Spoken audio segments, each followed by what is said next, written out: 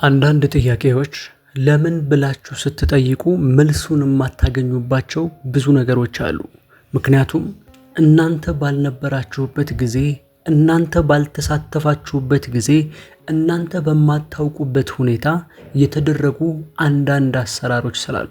ሰላም የዳዊት ቤት ተከታታዮች፣ ዛሬም እንደተለመደው ለመንፈሳዊ ህይወታችሁ እድገት ይጠቅማል ብለን ያሰብነውን መንፈሳዊውን ሐሳብ ይዘንላችሁ መጥተናል። ይህንን ቪዲዮ እስከ መጨረሻ በመከታተል ከዚህ ቪዲዮ እንድትጠቀሙ ግብዣችን ነው።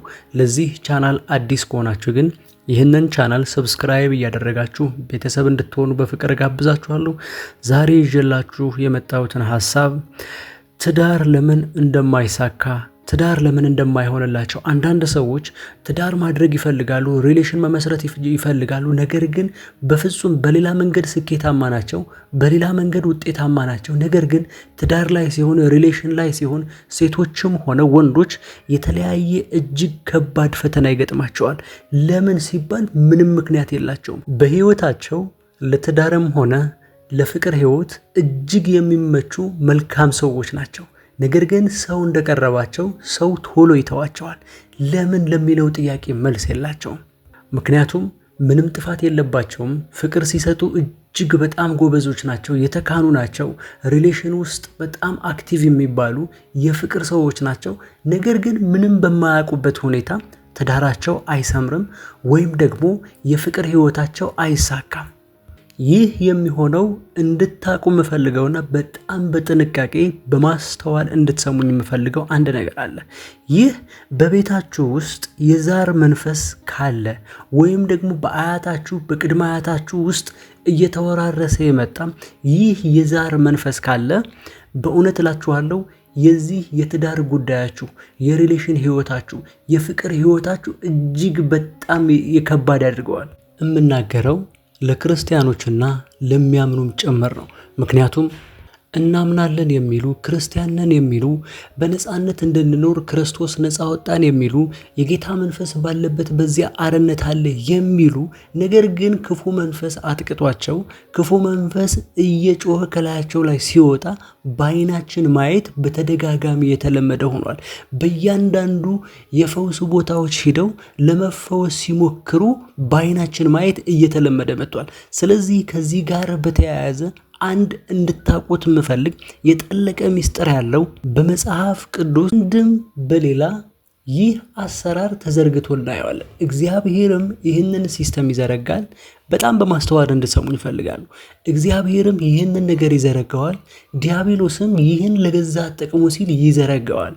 አብርሃም ስለሚባል አንድ ታሪክ በዕብራውያን መጽሐፍ ላይ ተጽፎ ስለምናገኘው በኦሪት ዘፍጥረት ላይ ስላደረገው ነገር ማስተዋል እንድትሰሙኝ ይፈልጋሉ። በኦሪት ዘፍጥረት ላይ አብርሃም ነገስታትን ድል ነስቶ በሚመለስበት ጊዜ መልከ ጸዲቅ የተባለ የሰላም ንጉስ የተባለ ወይም ደግሞ ዘሩ ከየትና ከምን እንደሆነ የማይታወቅ አንድ የሰላም ንጉስ መልከ ጸዲቅ የሚባል ሰው ይመጣና አስራትና መባ ይሰጠዋል። መልከ ጸዲቅም አብርሃምን ባረከው ይላል። አያችሁ፣ አብርሃምን ባረከው፣ የሚበላም ሰጠው፣ አብርሃምን በላ ይላል። ይህ አብርሃም የተባለ ሰው ይስሐቅን ይወልድና ይስሐቅም ያዕቆብ ይወልድና ያዕቆብም 12 ወንድ ልጆች ይወልድና የዕብራውያን ጸሐፊ ስለነዚህ ከ12ቶቹ አንዱ ስለ ሌዊ ስለተባለ ክህነት ሲናገር እንደዚህ ይላል። ሌዊ ለመልከ ጸዲቅ አስራት ሰጥቷል ይባላል። መልከ ጸዲቅ አስራት በሚቀበልበት ጊዜ ሌዊ ገና አልተወለደም ነበር። ነገር ግን እንደዚህ ይላል፣ ሌዊ በአባቱ አብራክ ነበረና ይላል። አያችሁ፣ አባቱ አብርሃም ያደረገውን ነገር ለይስሐቅ፣ ለያዕቆብ፣ ለመልከ ጸዲቅ እንዲቆጠር ተደረገ። አያችሁ፣ እግዚአብሔር አምላክ ብዙ ጊዜ የምታስተውሉ ከሆነ ከአብርሃም ጋር ኪዳን ይገባና ኪዳኑ ለልጅ ልጅ ይሰራል። አያችሁ፣ ይህም የዛር መንፈስ የተባለው ይህም የጨለማው አሰራር በተለይ ስፔሲፊካሊ ይህ የዛር መንፈስ የተባለው ሲስተሙ ልክ እንደዚህ ነው። ከሆነ ከቅድመ አያታችሁ ወይም ከቅምቅም አያታችሁ ጋር የሆነ ኪዳን ያስራል። እናንተ አታቁም፣ ታሪኩ እንዴት እንደሆነ አታቁም፣ ምንም እውቀት የላችሁም። ነገር ግን በቤተሰባችሁ ውስጥ የሚያልፍ አንድ የሆነ ነገር አለ። ትዳር አይሰምርም። ትዳር እንኳን ቢያደርጉ ትዳራቸው በጣም የተረበሸና ለፍቺ የተጋለጠ፣ ፍቅር ቢጀምሩ ፍቅራቸው የደመቀ ማይሆን፣ እርስ በርሳቸው ህይወታቸው የተረበሸ የሚሆን ይህ አሰራር በጣም በጥልቅ የሚሰራበት ነው። መጽሐፍ ቅዱስ ላይ ለምን ስለ ዛራ ሳይጻፍ እንደዚህ ለምን ትናገራለህ ለምትሉ ሰዎች በጣም በእርጋታ እንድትሰሙኝ በትህትና ጠይቃችኋለሁ። ምክንያቱም መፍትሄ የሌለው ምንም ነገር የለም። እግዚአብሔር ለሁለንተናዊ መፍትሄ ክርስቶስ ኢየሱስ በቀራንዮ መስቀል ላይ ሰቅሎ እናንተ ነፃ እንድትወጡ እኛ ነፃ እንድንወጣ በቀራንዮ መስቀል ላይ አንድያ ልጁን እስኪሰጠን ድረስ ወዶናል። ስለዚህ ይህ ጌታ ኢየሱስ ክርስቶስ ለሁለንተናዊ ነገራችን ለእያንዳንዱ ህይወታችን መፍትሄ ነው።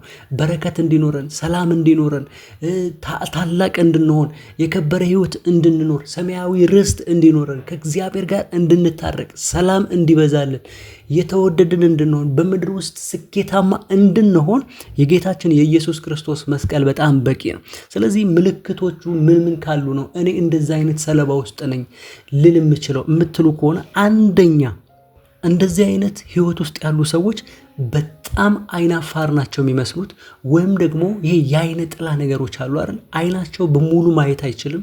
በሙሉ ማለት አይንን ማየት አይችሉም። ቀጥ ብለው ትኩር ብለው የሰውን አይን ማየት አይችሉም። ይህ ማለት አይናቸው ይሰበራል። በአይናቸው ውስጥ የሚቆጣጠራቸው የሆነ ነገር አለ። ይህ እንደዚህ አይነት ምልክት ሲኖራቸው ቤተሰባቸውን ቼክ ማድረግ መቻል አለባቸው። ሁለተኛው እንደገና በህልማችሁ ውስጥ ወንዶች ከሆኑ ሴቶች ጋር ግንኙነት እያደረጉ ልብሳቸው ተበላሽቶ ያድራል፣ የሆነ ነገር ይሆናሉ፣ ዘራቸው ይፈሳል። ይህ እንደዚህ ከሆነ በህልማቸው ያገባቸው የሆነ ስፒሪት አለ፣ ትዳር ያደረገላቸው እኔ ህጋዊ ሚስቱ ነኝ፣ እኔ ህጋዊ ባሏ ነኝ የሚል የሆነ ስፒሪት አለ። አያችሁ፣ ሁሉም ነገር እየተሳካላችሁ ነገር ግን ትዳር ሪሌሽን በሚባለው ዙሪያ ላይ ስትደርሱ በጣም ይከብዳችኋል። ማንም ሰው በቀላሉ ምንም ሳይኖረው አንዲት ሴት የራሱ ማድረግ በሚችልበት መንገድ እናንተ ስትሞክሩ ለእናንተ ከባድ ይሆናል። አያችሁ፣ ይህ ማለት ምልክት እንዲሆናችሁ በህልማችሁ እንደዚህ አይነት ድግግሞች ታያላችሁ። ሁለተኛ እንደገና የሰውነት መጥፎ ሽታ ይኖራቸዋል። እንደዚህ አይነት ሰዎች በእንደዚህ አይነት ሰለባ ውስጥ ያሉ ሰዎች ሰውነታቸው ውስጥ አላስፈላጊ ጠረን ይኖራል። ልንገራችሁ፣ በግልጽ ቋንቋ ልንገራችሁ፣ ከሰው በላይ እናንተ ንጽህና ትጠብቃላችሁ። ከሰው በላይ እናንተ ለሰውነታችሁ ንጽህና፣ ለቆዳችሁ ንጽህና፣ ለእያንዳንዱ ነገራችሁ፣ ለሰውነታችሁ ጠረን መስተካከል እጅግ በጣም ንጽህና ትጠብቃላችሁ። ነገር ግን በጣም በሚያሳዝን ሁኔታ እንደዚህ አይነት ሰዎች ወይ ደግሞ ይሄን ምልክት ያላቸው ሰዎች የሰውነት ጠረን ያስቸግራቸዋል። አያችሁ፣ ብዙ ጊዜ የምንም ነገር ችግር መንስኤው መንፈሳዊ ነገር ነው። ታውቃላችሁ፣ በሽታም ሊሆን ይችላል፣ ፌለሪቲም ሊሆን ይችላል፣ የሆነ ነገር ሊሆን ይችላል። ግን ምንጩ መንፈሳዊ ዓለም ነው። ታውቃላችሁ፣ ይህ ስፒሪት ወይ ደግሞ ይህ መንፈስ እናንተን አክሰስ እንዳደረገ የምታውቁበት ምልክቶች ነው እየነገርኳችሁ ያለሁት። አራተኛው እንደገና ልባችሁን የሚሞላ ሰው ታጣላችሁ። ሪሌሽን መመስረት መሞከር ምናምን ብቻ ሳይሆን አንዳንድ ሰዎች እንደገና ሪሌሽን መመስረት አይፈልጉም። ለምን ስትላቸው በቃ ይህ ሰው በቃ እንዴት አይነት ሰው ነው የማገባው? በቃ ልቤን የሚሞላልኝ ሰው አጣው፣ እምወደው ሰው አጣው፣ ፍቅር አይዘኝም፣ ፍቅር አልይዘሃልኝ ምናምን የሚባሉ ምክንያቶችና ሐሳቦች በአእምሯቸው ላይ ይሞላል። ምክንያቱም እነሱ ከሚፈልጉት በላይ ከለመዱት በላይ እንዳለ እንዲሰማቸው የሚያደርጋቸው የሆነ አካል አለ። ሰዎችን እጅግ ይንቃሉ። ለሪሌሽን ሲሆን ሰዎች በቃ እንዴት ነው ከዚህ ጋር መኖሩ፣ እንዴት ነው ይሄ ከኔ ጋር የሚኖሩ ምናምን እያሉ ሰዎችን በጣም እጅግ ዝቅ አድርገው ያያሉ። ራሳቸውን ከሰው ሁሉ በላይ አድርገው ያያሉ። እንደዚህ አይነት ምልክት ያለባቸው ያው ልክ እንደ ትዕቢት መሰል ሆኖ ነገር ግን በሰዎች ላይ በሪሌሽን ላይ ብቻ ሲሆን እንደዚህ አይነት ነገር ያንጸባርቃል። ሰዎችን ያከብራሉ፣ ሰዎችን ይወዳሉ። ነገር ግን ለሪሌሽን ሲሆን፣ ለትዳር ሲሆን፣ ፍቅር ለመመስረት ሲሆን ያንን በፍቅር ሊታይ የሚገባውን ሰው በመናቅ እንዴት ነው ከዚህ ጋር የምኖረው ብሎ በማምጠልጠል የፍቅር ህይወት እንዳይመሰረቱ ያደርጋቸዋል። ከዛ እንደገና ልጅ መጥላት ማለት ገና አልወለዱም፣ ገና ትዳር አላደረጉም። ነገር ግን ህፃን ልጅ ሲያዩ በቃ የሆነ ደስ አይላቸውም፣ ማቀፍ አይወዱም። ህፃን ልጅ በቃ የሆነ ደስ አይለኝም የሚሉ ሰዎች አሉ። ይህ የእንደዛ አይነት ምልክት። እዚህ ረጋ ባለ መንፈስ ለምንድን ነው እንደዚህ የሚሆነው? ለምንድን ነው ህፃን ልጅ እጠላው? ምንም መጥፎ ነገር የለውም። የሚያድግ ብላቴና ነው፣ ያምራል። ለምን ህፃን ልጅ እጠላለሁ? ለምን በህልሜ ውስጥ ግንኙነት እያደረግኩ ከሆነ አካል ጋር ግንኙነት እያደረግኩ እንዴት አድራለሁ? እንዴት እንደ ሰው በሰላም መተኛት ይከብደኛል? ለምንስ መጥፎ ሽታ ኖረኝ? ሰውነቴ ንጹህ እያለ ከሰው በተሻለ እኔ ንጽህናዬን እጠብቃለሁ፣ ሽቶዬን እቀባለሁ፣ ሻወሬን ወስዳለሁ፣ ልብሴን አጥባለሁ። ነገር ግን እንዴት ይሄ ነገር ሀፐን አደረገ? ሳይንሳዊ ነው ወይ ችግሩ? ኦር ሳይንሳዊ ፊክስ የማያደርገው ከሆነ ምንድነው ሩቱ ምንድነው ብላችሁ ማሰብ መቻል አለባችሁ።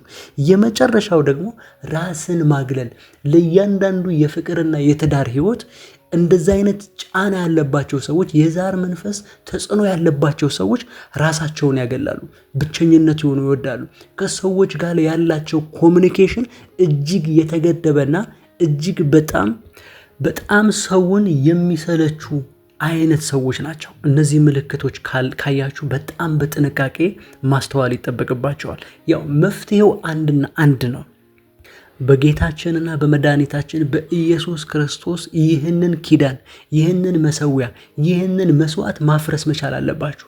ምክንያቱም መጽሐፍ ቅዱስ እንደዚህ ይላል፣ ለሚያምን ሁሉም ይቻላል ይላል። ታውቃላችሁ፣ መጽሐፍ ቅዱስ ላይ በእምነት የማይናድ ነገር የለም፣ በእምነት የማይፈርስ ነገር የለም። ምክንያቱም መጽሐፍ ቅዱስ የጻድቅ ሰው ጸሎት በስራዋ እጅግ ኃይልን ታደርጋለች ይላል። ሌላ ስፍራ ላይ ደግሞ ጻድቅ በእምነት በሕይወት ይኖራል ይላል። አያችሁ፣ ጻድቅ ማለት እግዚአብሔር ልጁ የከፈለለት ሰው ወይም ደግሞ በክርስቶስ ኢየሱስ የሚያምን ሰው። ይህ ሰው ማፍረስም ይችላል፣ መንቀልም ይችላል፣ መትከልም ይችላል፣ ማስተካከልም ይችላል። ግን ነገሩን ቀስ ብሎ ማጥናት ይጠበቅባቸዋል። ክርስቶስ ኢየሱስን አምናችሁ በሕይወት እንዳላችሁ ሁሉ የቤተሰባችሁ ባክግራውንድ እንደገና ምንድን ነው ብላችሁ አምናችሁ መቀበል መቻል አለባችሁ። የዛኔ ነው የችግራችሁ ምንጭ ያገኛችሁት ጊዜ ነው ከችግራችሁ የምትላቀቁት። ብዙ ሰው ለምን ትዳር አታደርግም ሲባል በቃ ስራ ላይ እድሜዋ ጨረሰችው ይላል አንዳንድ ሰው። አንዳንዱ እንደገና የሆነ ምክንያት ይናገራል። በቃ ይሄ ወንድ እንደዚህ አልሆንም ወይ ደግሞ ሴት እንደዚህ አይደለችም፣ ለምን እዳረቃለሁ፣ ለምን ብቻዬን ኤንጆይ እያደረኩ አልኖርም። ምክንያታቸው ምንም ሊሆን ይችላል። ነገር ግን የዚህ መንፈስ ተጽዕኖ እንደሆነ ልታውቁ ይገባል። እንደዚህ አይነት ስሜት እየተሰማችሁ ከሆነ ጌታ ኢየሱስ ክርስቶስ በቃሉ እንደዚህ ብሎናል፣ እናንተ ሸክማችሁ የከበዳችሁ ወደ እኔ ኑ እኔም ማሳርፋችኋለሁ። እኔ ሸክሜ ቀሊል ቀንበሬም ልዝብ ነው ይላል። አያችሁ። ስለዚህ ኢየሱስ ክርስቶስ የማይፈታው ችግር፣ ኢየሱስ ክርስቶስ የማያስተካክለው ነገር የለም። የዛሬው ሐሳብ ይህ ነበረ። እስከ መጨረሻው ከኔ ጋር ስለነበራችሁ አመሰግናለሁ። ይህ ቪዲዮ ከጠቀማችሁ ላይክ፣ ሼር ማድረግ እንዳትረሱ። ለዚህ ቻናል አዲስ ከሆናችሁ ግን ይህንን ቻናል ሰብስክራይብ እያደረጋችሁ ቤተሰብ እንድትሆኑ በፍቅር እጠይቃለሁ። በሚቀጥለው ቪዲዮ እስክንገናኝ ድረስ የእግዚአብሔር ሰላም ከእናንተ ጋር ይሁን። ሰላም።